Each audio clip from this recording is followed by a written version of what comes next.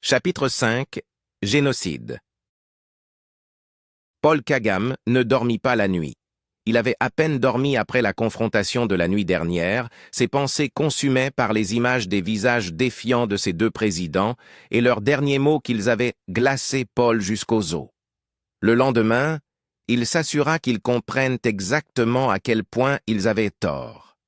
Il composa un numéro qu'il avait mémorisé, mais qu'il ne croyait pas pouvoir utiliser un jour. La voix rauque de Viper sortit du haut-parleur avec l'assurance désinvolte, elle sortit de la bouche d'un homme à l'aise avec la violence. « Monsieur, que puis-je faire pour vous ?» Paul réfléchissa 3 secondes parce qu'il savait qu'une fois prononcé, il n'y avait pas retour en arrière. Mais le souvenir des regards inébranlables, leur incrédulité et leur refus de s'effondre sous ces menaces le poussa à continuer. Exécuter le plan Oiseau. Le mercredi 6 avril au soir, un avion était abattu et s'était écrasé en flammes près de Kigali. À bord se trouvaient les présidents du Rwanda et du Burundi. Il eut aucun survivant. Le soir même, presque personne n'était au courant du crash. La radio officielle ne faisait aucun communiqué. Au petit matin du 7 avril, les gens se réveillèrent par des coups de feu et des explosions de grenades. Ce n'était pas inhabituel parce que depuis quelques mois, la situation politique était extrêmement instable. C'est le début du génocide au Rwanda. Peut-être Félix Tshisekedi n'était pas un simple prophète de malheur comme on le traitait. Mais il n'y avait pas de vie tranquille quand les hommes comme Paul Kagame et Joseph Kabila pensent que le monde leur appartienne. Félix Tshilombo connaissait la position d'un prédateur quand il en voyait un. Il se préparait déjà à une guerre. Les lignes de bataille étaient tracées. Il n'y avait pas de retour en arrière possible. Les Hutus ou les Tutsis s'entretuèrent. Les rescapés fuirent au Congo selon le plan Plan-Drainage. Ceux qui étaient déjà au Congo partirent comme des réfugiés en Amérique et en Europe. Ils étaient alors remplacés par les autres, les nouveaux qui viennent de fuir le génocide. Au lieu de quitter eux-mêmes, ils aidaient nos élites à avoir des visas d'études pour l'étranger. Ils voyagèrent comme réfugiés rwandais. Nous attendions des commentaires comme « Nous avons aidé beaucoup d'étudiants grâce à la bénédiction des Rwandais à avoir la possibilité de finir leurs études à l'étranger. » Certains vont en Angola et Afrique du Sud pour travailler comme docteurs, avocats, juges, etc. Ceux qui partirent en Europe ne rentrèrent jamais qu'ils travaillent là-bas. Ces commentaires frappèrent Félix comme un coup de poing et il avait dit « Ainsi nous perdrons les élites. De la crème de notre société, volatilisée. Bâtir une nation sans l'élite, c'est comme construire une maison sans pierre de l'angle. Quelle erreur! Nos villes sont assiégées bientôt.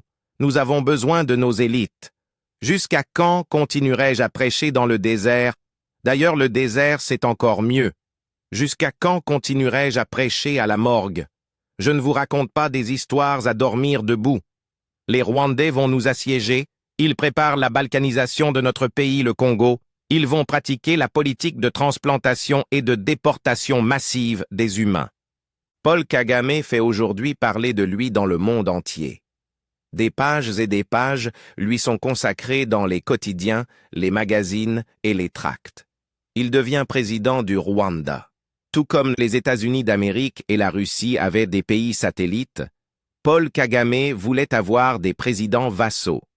Paul Kagame est un président avec la même tournure d'esprit que Hitler qui trahit son ambition d'élever son trône au-dessus des pays de Grands Lacs en souhaitant réduire les présidents à l'état de simples vassaux pour finalement les détrôner. Il monta assiéger Kinshasa à la tête de ses forces militaires et des armées coalisées de 3 présidents, sans doute ses vassaux. Il somma Mobutu de se rendre sans condition.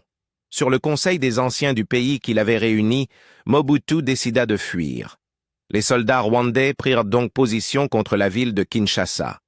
Paul consolide sa position dans le pays conquis, perçoit le tribut de son vassal Laurent Kabila, un ivrogne invétéré de notoriété publique.